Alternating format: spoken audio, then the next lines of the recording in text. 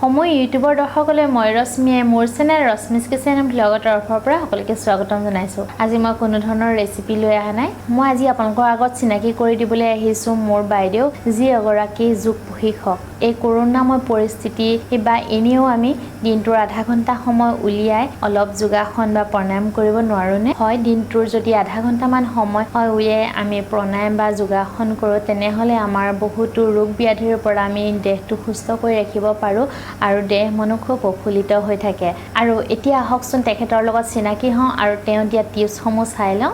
নমস্কাৰ, মোৰ নাম শ্ৰী নিজৰ বৰা। মই এগৰাকী যোগ প্ৰশিক্ষণপ্ৰাপ্ত PGD-ধাৰী। আজি মই আপোনালোকৰ আগত ৰশ্মিছ কিচেনৰ ফালৰ পৰা কিছুমান প্ৰাণায়ামৰ বিষয়ে ক'বলৈ আহিছোঁ। ক'ভিডৰ বিভীষিকাময় পৰিস্থিতিৰ মাজতে কেনেদৰে নিজৰ ইমিউনিটি ছিষ্টেমটো ষ্ট্ৰং কৰি ৰাখিব পাৰে, তাৰ বাবে কেইটামান প্ৰাণায়ামৰ ষ্টিপ আপোনালোকলৈ আগবঢ়াম। আশা কৰোঁ আপোনালোকে চাই ভাল পাব। প্ৰথমতে আমি ভস্ত্ৰিকা প্ৰাণায়াম আৰম্ভ কৰিম। ভৰি দুখন আগলৈ মেলি দিব। এইটো আমি দণ্ডাসন আসনত বহিলোঁ। এতিয়া আমি পদ্মাসনত বহি লওঁ। হাত দুখন জ্ঞানৰ মুদ্ৰাত ৰাখিব। এতিয়া আমি ভস্ত্ৰিকা প্ৰাণায়ামৰ কাৰণে প্ৰথমে দীঘলকৈ উশাহ ল'ম, দীঘলকৈ এৰি দিম। আমি অনুভৱ কৰিব লাগিব যাতে দীঘলকৈ লোৱাৰ ফলত আমাৰ বুকুৰ অংশটো ফুলি যাব আৰু এৰি দিয়াৰ লগে লগে আমাৰ পেটটো ভিতৰলৈ সোমাই যাব। এনেদৰে আমি ভস্ত্ৰিকা প্ৰাণায়াম 3বাৰ অভ্যাস কৰিম। আহকচোন চাওঁ।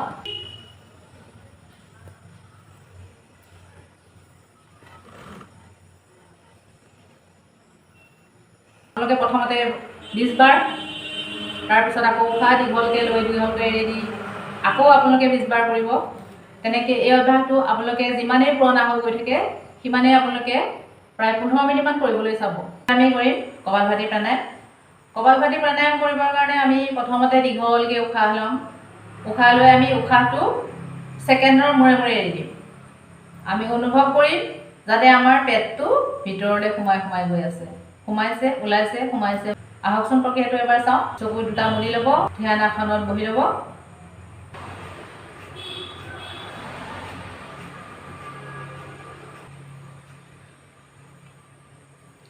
এনেদৰে আপোনালোকে প্ৰথম অভ্যাস কৰোঁতে প্ৰথমে আপোনালোকে 20 বাৰ কৰিব।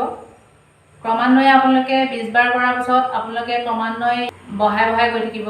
প্ৰথমবাৰ আপোনালোকে যেতিয়া 20 বাৰমান কৰিব তেতিয়া আপোনালোকৰ পিঠিত বিষ এটা অনুভৱ কৰাৰ নিচিনা অনুভৱ কৰিব। তেতিয়া আপোনালোকে দীঘলকৈ উশাহ লৈ 3বাৰমান উশাহ ল'ব। উশাহ লৈ আকৌ আপোনালোকে ছেকেণ্ড ষ্টেপ কৰিবলৈ আৰম্ভ কৰিব। তেনেদৰে আপোনালোকে প্ৰায় 15 মিনিটমান কৰিবলৈ চেষ্টা কৰিব। এতিয়া আমাৰ থাৰ্ড প্ৰাণায়াম অনুলোম বিলোম। অনুলোম বিলোম কৰাৰ প্ৰক্ৰিয়াটো হ'ল সোঁ হাতখনৰ বুঢ়া আঙুলি সোঁ নাকত ৰাখি দীঘলকৈ আমি উশাহ ল'ম। উশাহ লৈ আমি অনামিকা আঙুলি দি অপজিট নাকত প্ৰেছাৰ দি আকৌ আমি সোঁ নাকেৰে উশাহটো এৰি দিম। আকৌ আমি সোঁ নাকেৰে লওঁ, বাওঁ নাকেৰে এৰি দিম। আকৌ বাওঁ নাকেৰে টানি সোঁ নাকেৰে এৰি দিম। প্ৰথমতে হাতখন আমি এইটো প্ৰচেছত লৈ ল'ব। চাওক, চকু মুদি ল'ব।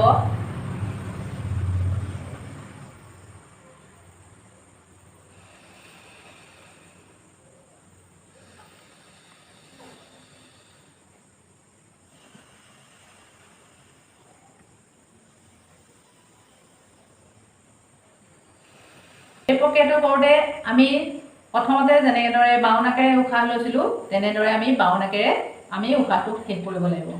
এই প্ৰাণায়ামৰ দ্বাৰা আমাৰ হাওঁফাওৰ ছিষ্টেম ভাল হয় তথা তেজ পৰিষ্কাৰ হোৱাত সহায় হয়। এতিয়া আমাৰ চতুৰ্থ প্ৰাণায়াম ভ্ৰামৰী প্ৰাণায়াম। ভ্ৰামৰী প্ৰাণায়াম কৰিবৰ কাৰণে আমি প্ৰথমতে পদ্মাসনত বহি ল'লোঁ। পদ্মাসনত বহি লৈ হাত দুখন জ্ঞানৰ মুদ্ৰাত ৰাখিলোঁ। যদিও আমি ভ্ৰামৰী প্ৰাণায়ামৰ কাৰণে হাতৰ বুঢ়া আঙুলি কাণত সামান্য প্ৰেছাৰ দিলোঁ। প্ৰেছাৰ দি এই 3টা পেলাই আমি দাঁতকেইটা কামুৰি ধৰিব লাগিব। তাৰপিছত দীঘলকৈ উশাহ লৈ আমি ভোমোৰাৰ শব্দ কৰিব লাগিব, যাক ভ্ৰামৰী প্ৰাণায়াম বুলি কোৱা হয়। ভ্ৰামৰী প্ৰাণায়ামে শাৰীৰিক মানসিক একাগ্ৰতা বৃদ্ধি কৰে তথা মেমৰি পাৱাৰ বৃদ্ধি কৰাত সহায় কৰে।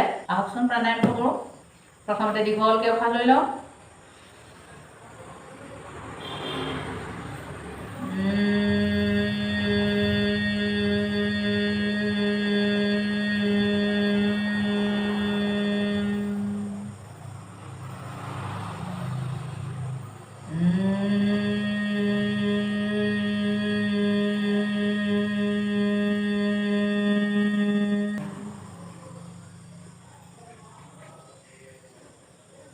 এতিয়া আমি কৰিম শীতলী প্ৰাণায়াম। শীতলী প্ৰাণায়াম কৰিবৰ কাৰণে আমি প্ৰথমতে পদ্মাসনত বহি ল'লোঁ। হাত জ্ঞান মুদ্ৰা একে অৱস্থাতে থাকিব। এতিয়া আমি দীঘলকৈ উশাহ ল'ম। উশাহ লৈ এৰি দিম।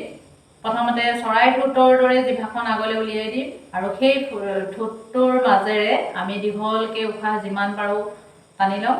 টানি লৈ আমি সামান্য বন্ধ কৰি আমি এৰি দিম। তেনেদৰে এই অভ্যাস আমি 3 পৰা 5 বাৰমান কৰিম।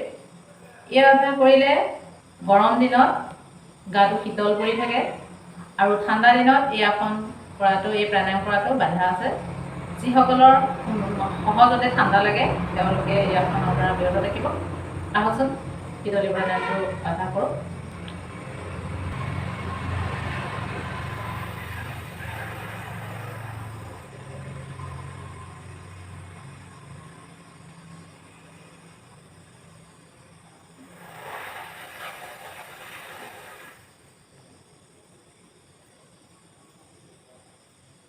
আহো প্ৰাণায়ামৰ শেষৰটো প্ৰাণায়াম ওমকাৰ আসন।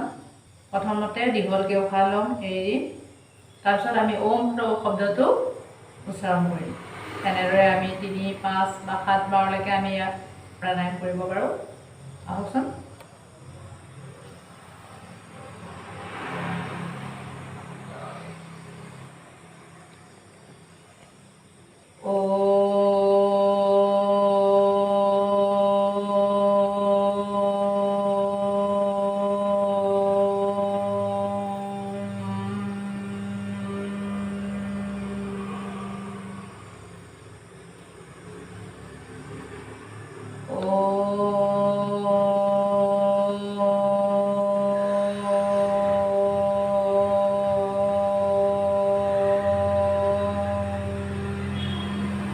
এনেদৰে আমি প্ৰাণায়ামৰ অভ্যাস কৰিলে আমাৰ দেহ মন সুস্থ হৈ থকাৰ লগতে আমাৰ ইমিউনিটি ছিষ্টেমটো ষ্ট্ৰং হৈ থাকিব। নমস্কাৰ। আৰু ভিডিঅ'টি শেষলৈকে চাই থকাৰ বাবে সকলোকে বহুত বহুত ধন্যবাদ। আজি তেখেতে দিয়া প্ৰাণায়ামৰ টিপছসমূহ চাই আপোনালোকে উপকৃত হ'ল বুলি আশা কৰিলোঁ। আৰু যদি প্ৰাণায়ামৰ ওপৰত যদি নতুন কিবা টিপছ জানিব বিচাৰে তেনেহ'লে মোক কমেণ্ট কৰি জনাব। নেক্সট পুনৰ আপোনালোকৰ মাজত এনেকুৱা ধৰণৰ ভিডিঅ' আনিবলৈ চেষ্টা কৰিম। আৰু ভিডিঅ'টি শেষলৈকে চাই থকাৰ বাবে সকলোকে বহুত বহুত ধন্যবাদ। নমস্কাৰ।